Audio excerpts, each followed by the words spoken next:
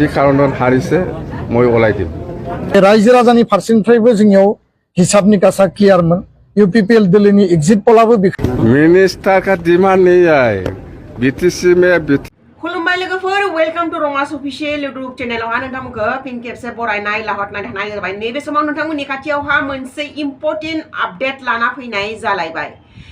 मानगोनां हाग्रामा महिलारि सारा मिडियाफोरनि सिगाङावहा थांनाय इलेक्शनखौ लानानै आरो बिथां एनडीए जाना देरहानायनि उनावहा दायो बीटीसी आवहा मन्त्रि नांगौ ना नाङा बा बीटीसीनि गेजेराव बिथाङा आसाम सरकारनियाव मा दाबि खालामगोन नैबेनि खुरांखौ बिथाङा फोरमायदों।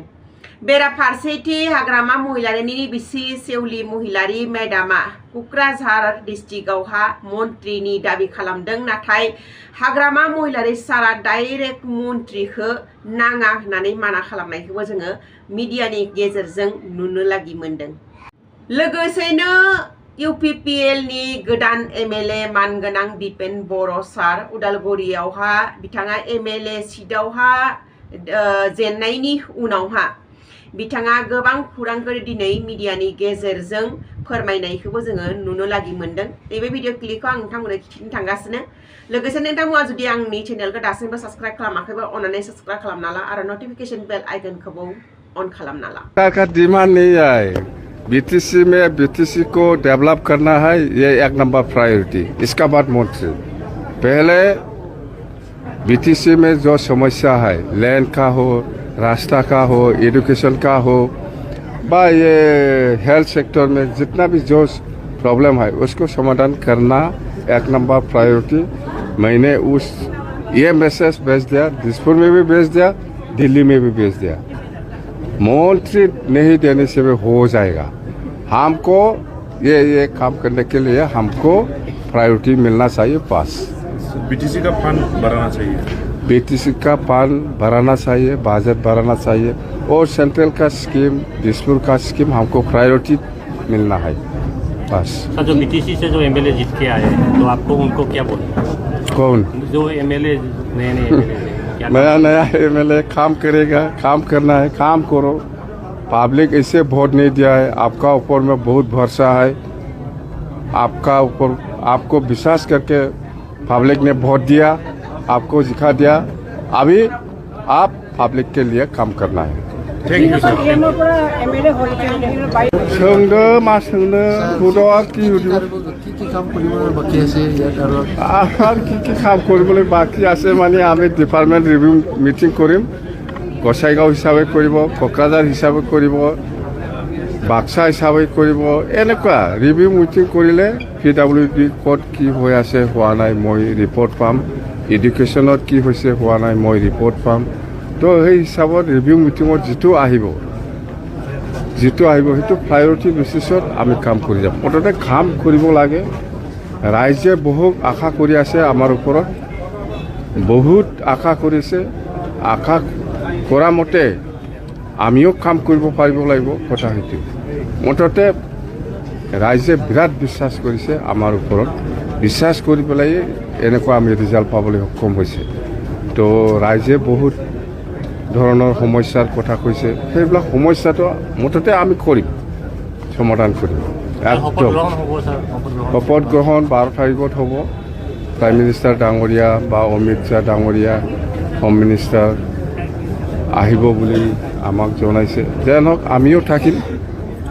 আমাৰ মন্ত্ৰী আমাৰ বাৰ্গেনিং নহয়, মন্ত্ৰী আমাৰ বাৰ্গেনিং নহয়। ওদালগুৰিৰ পৰা আজি কোকৰাঝাৰলৈকে একে কথাই।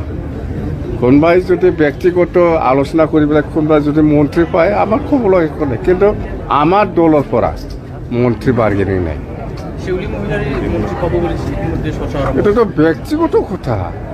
আপুনিও বিচাৰিব পাৰে মন্ত্ৰী, ময়ো বিচাৰিব পাৰে মন্ত্ৰী, আপুনিও বিচাৰিব পাৰে কোনোবাই।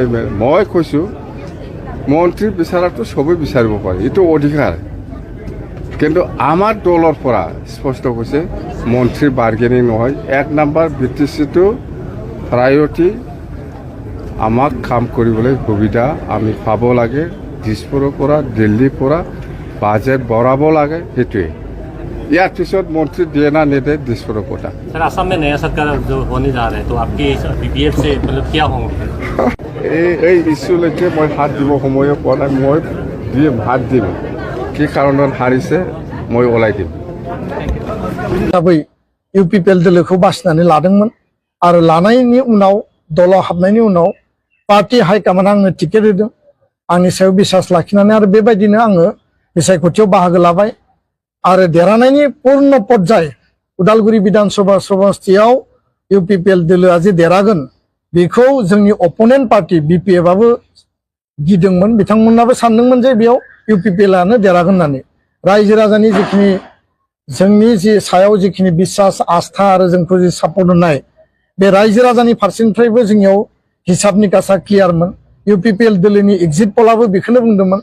जे जों उदालगुरि विधानसभा समस्तियाव देरहागोन खिन्थु बहाबा नङा बहाबा लेप्स थालांबाय गोरोन्थि थालांबाय मावबावनांगौ थालांबाय रायजो राजानि खाथियाव थांबावनांगौ थालांबाय आरो थांनाय परिबेसखौ जों एनालाइज खालायोबा बे समस्तियाव एसे दाबि धमकिबो जादों जोंनि गारि गुरा बुफायदों जोंनि दा बे बिसायख'थिनि उनाव रिजाल्टआ फैबाय बे रिजाल्टआव जोङो खम भट मोननानै जों देरहानो हादिया आरो बिपिएफ हान्जानि बिजाथि बिथाङा देरहालांबाय दा दिनैनि बे समाव जोङो बेखौनो बुंनो नागिरो जे थांनाय बिसायख'थियाव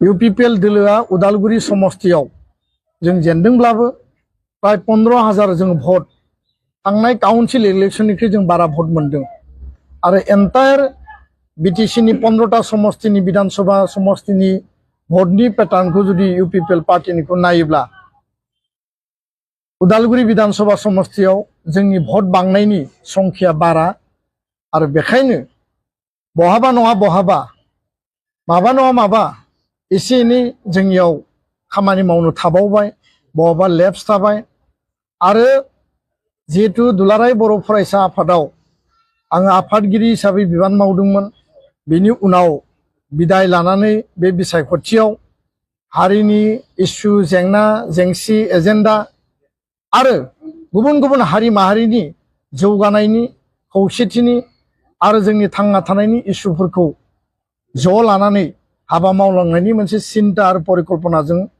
पार्टियाव हाबनानै आरो पार्टियाव हाबनायनि उनाव पार्टिया आंनो टिकेट होदोंमोन आरो पार्टिया टिकेट होनायनि उनाव जों जेला इलेक्शनखौ बेयाव फिल्डआव ओंखारो खोब खम सम 15निफ्राय 20 दिन सम जों मोनदों आरो बे खम समाव 30% जायगाखौ जोङो कभार खालामनानै बिजाथि हिसाबै आङो गिदिंनो थाखाय सम मोनदों प्राय 70% जायगायाव कैंडिडेट हिसाबै जिखिनि हाबैबावनांगौमोन बे समा थोस्लाबाखसै आरो ओरैनो इन जेनेरेल नायोब्ला पार्लियामेन्ट इलेक्शन विधानसभा इलेक्शनाव कैंडिडेटआ मोनफ्रोमबो गामि सुबायाव हाबैनो हानायाबो सम्भव नङा फर्मेल जिखिनि केम्पेननि टाइम 11टा दिनल' होदोंमोन आरो बेनिखायनो गोबां रायजो राजाया हास्थायदोंमोनब्लाबो जोङो बाहागो लानो हायाखै नाथाय दलनि जोंनि पार्टिनि कर्मीफ्रा मावहैदों लोगो हमहैदों रायलायहैदों आरो बे बेलायाव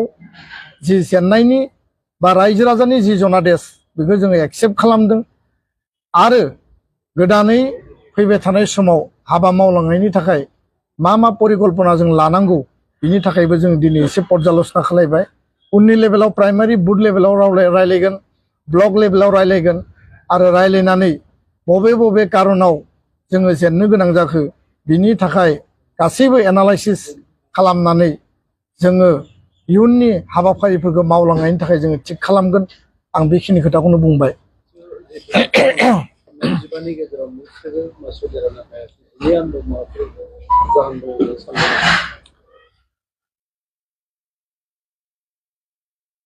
इउपिपिएल पार्टीनिफ्राय प्राय बिटिसिआव 15टा आरो बाहेरायाव मोनथाम 18टा सिटआव कन्टेस्ट खालामदोंमोन आरो पार्टी हाइकमान्डनिफ्राय टिकेट होनाय जादों सेन्ट्रेल लेभेलाव बेनि पर्यालोचनाया जागोन जोंनि पार्टीनि आफादगिरि मानगोनां प्रमद बर' बिथां आरो वर्किं चेयारमेन रोनगोरा नार्जारी आरो पार्टीनि फाउन्डार माने आफादगिरि माने बारग' आफादगिरि आरो दोलोनि माने सिनियर मोस्ट दैदेनगिरि इउजि ब्रह्म बिथांमोननि लेभेलाव बे पर्यालोचनाया जागोन जिहेतु आं पार्टीनि सासे साधारन सोद्रोमा आरो पार्टीयाव आं गोदान गतिके माखासे सोंलुनि फिननायखौ आं होजोबनो हानाय नङा आरो पार्टीनि जायफोर मिरुनि दैदेनगिरिफोर दङ बिथांमोननि गेजेराव जोंनि जिल्लाफोरखौ लानानै जेला पर्यालोचना रिभिउ मिटिं जागोन